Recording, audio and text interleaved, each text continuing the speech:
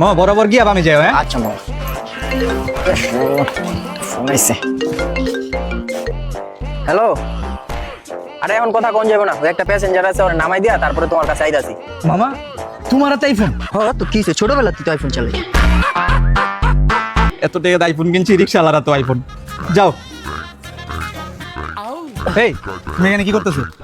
ভাই ময়লা ঢোকাইতাছি। ময়লা ঢোকাইতেছো? ঠিক আছে, তাহলে এই যে সব যা আছে তুমি পুরো পরিষ্কার করে দিও। আচ্ছা